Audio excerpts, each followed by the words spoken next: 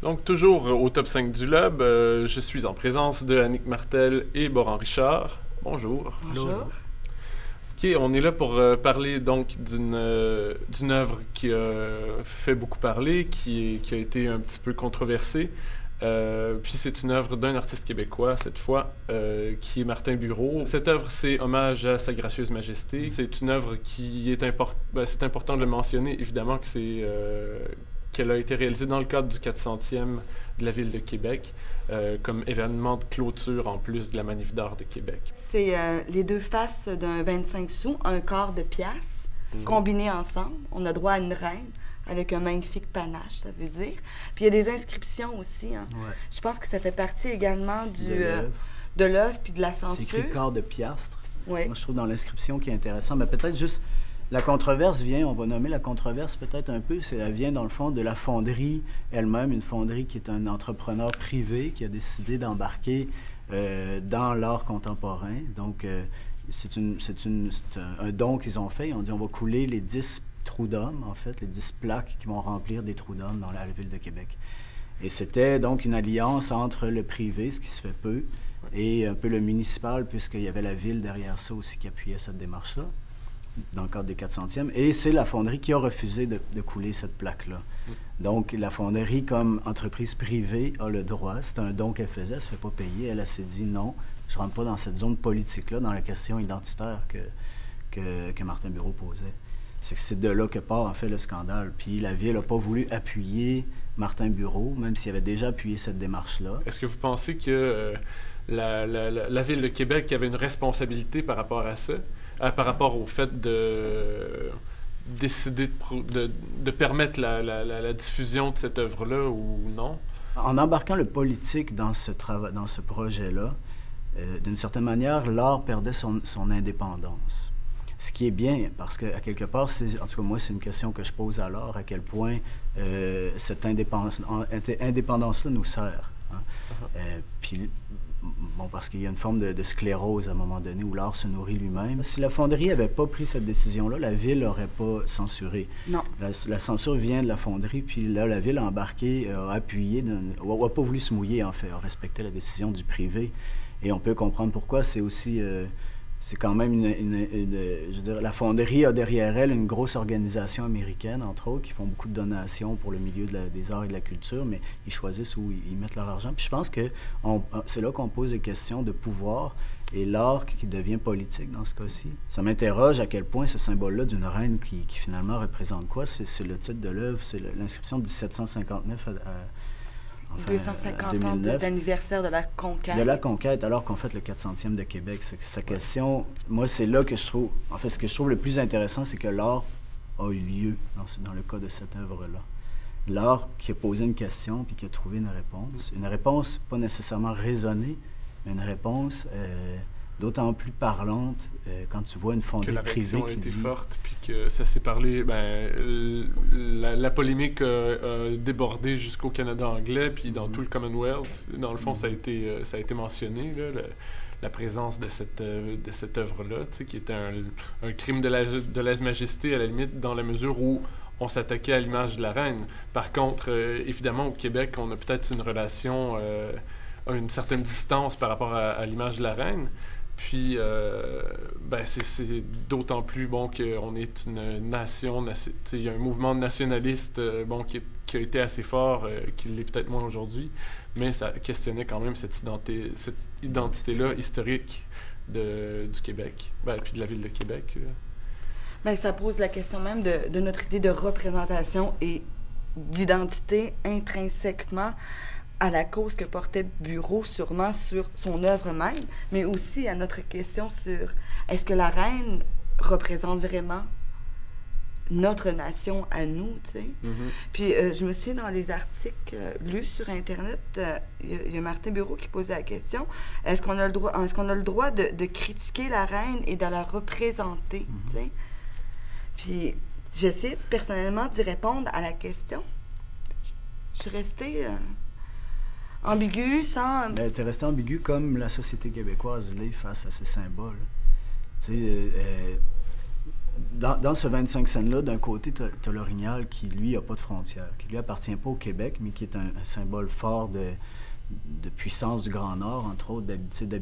C'est un être qui habite le territoire. C'est un symbole aussi de notre territoire. Vraiment du territoire. Puis de l'autre côté, tu as un symbole qui, lui, est une domination, c'est-à-dire est un symbole de pouvoir sur le territoire, d'autorité sur le territoire. Moral, plus moral que réel aujourd'hui, bien qu'on dépense encore des millions de dollars pour appartenir au Commonwealth, là, avec le gouverneur général, entre autres. Est-ce que c'est nécessaire? Est-ce qu'il faut faire des œuvres comme ça qui posent des questions identitaires, politiques, sur des œuvres publiques, puis est-ce qu'on peut le présenter, puis est-ce que ça aurait dû être censuré?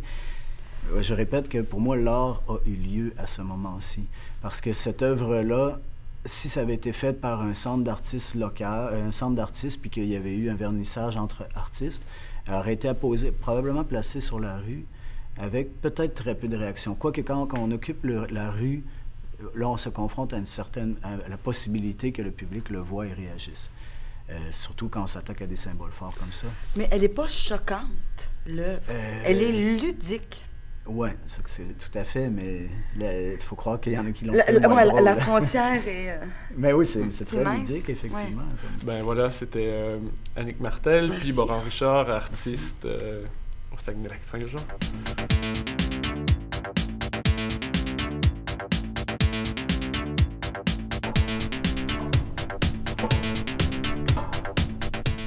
Alors, nous sommes ici à la porte d'entrée ou de sortie de notre studio avec un autre invité.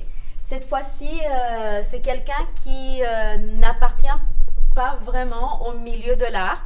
Et nous l'avons invité afin de nous donner son avis sur l'art expérimental.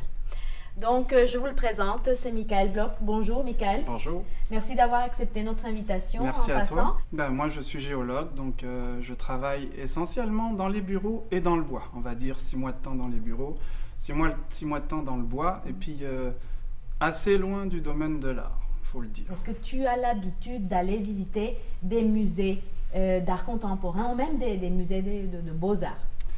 Effectivement, j'ai l'habitude de voyager. Mais pour aller visiter des musées, ça aussi, oui, je visite des musées, mais d'art en général, ça peut arriver, et d'art contemporain, pratiquement jamais. Donc là, tu as un bon sujet avec toi, là, pour parler de ça.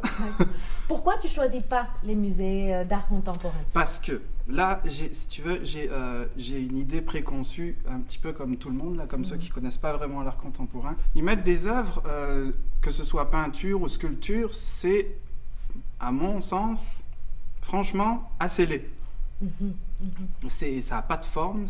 Quelquefois, ça peut être beau par la couleur ou une mise en disposition de l'œuvre, mais après ça ne représente rien pour moi. Ça ne me parle pas comme l'autre invité avait parlé. Il faut que tu ressentes quelque chose là, que ça vienne du fond de toi, que ça vienne des tripes en fait.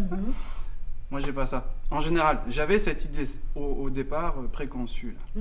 J'ai fait quelques recherches, donc, et puis j'ai vu que dans l'art contemporain en général, puis ça va amener à l'art expérimental, comme tu dis, il y a beaucoup de branches, énormément de branches, et je dois te dire que je me suis tout de suite perdu. D'accord, perdu. Tu as senti que tu étais perdu, pourquoi? Ben, c'était inondé, là, il y avait trop d'informations, comme on dit, trop d'informations tue l'information. Donc là, je ne savais plus où donner de la tête. Puis, j'y suis allé par ordre chronologique, vu que c'est de l'art contemporain. C'est de l'art qui est supposé parler ou représenter l'actuel. Et donc, j'ai regardé un petit peu l'évolution des différentes branches qui se sont développées. Et un petit peu... c'est ça, j'essayais de voir. Mais il y en a tellement, là, justement, que je me suis perdu. Et je me suis concentré plus sur ce qui me parlait plus, évidemment, ce qui me correspondait plus, ce que j'arrivais à comprendre plus. Là, j'ai vu que ce qui commençait à m'intéresser, c'était à partir des années 80. Donc, il y a 3 choses qui sont ressorties, c'est l'art génératif, l'art interactif et l'esthétique de la communication. Et ça représente plus, si tu veux, le contemporain. Parce que quand je te parlais là des œuvres que j'aime pas, là, c'est-à-dire par exemple des peintures là où il y a n'importe quoi jeté sur une toile au hasard et puis là... Ouais, et puis c'est ça. Pour toi, ça c'est laid. Ça peut être beau, mais ça me parle pas. Ok, d'accord. Oui. C'est ça. Tu vois, parce qu'il y a deux choses chez moi, c'est quand je regarde une œuvre, il faut réfléchir, comme les autres invités ont dit, là, ça apporte à réfléchir, donc ça, c'est un des messages de l'art, mais aussi, il faut que je sois attiré, puis ça vient pas du cerveau, ça vient du cœur, là, des tripes, etc. Mais pour ce qui est de l'art génératif, par exemple, là, quand je m'étais documenté, c'est génératif, ça se crée tout seul avec une limite ou des paramètres préétablis. Donc, ça se crée tout seul, tu vois. Donc, je veux dire, c'est intéressant parce que déjà, on utilise des outils modernes, c'est-à-dire informatique, ou c'est très technique avec des récepteurs, etc. Mais c'est évolutif tout le temps. Tu vois, c'est pas fixé. Et puis ça, j'aime beaucoup quand ça évolue tout seul. D'accord. Même si toi, en tant que spectateur, tu ne sais pas qu'est-ce qui va se passer à la fin donc, de cette évolution-là, ou si l'évolution va continuer de manière permanente. Ça, tu aimes. C'est ça qui est trippant. Je te dirais, c'est utile pour la société, si tu veux. Ça donne, si tu veux, ça stimule l'imagination, puis ça peut aider même, tu sais, ça peut même aider dans la science. Ça peut aider les chercheurs dans la science à avoir, par exemple, des idées stimulantes pour pousser leurs recherches. Ou alors, c'est très utile. Ça a beaucoup d'impact aussi dans la politique. Donc, évidemment, l'art, là, ça joue beaucoup dans la société, ça c'est certain. Bon. Ben, merci beaucoup, Michael. Merci à toi.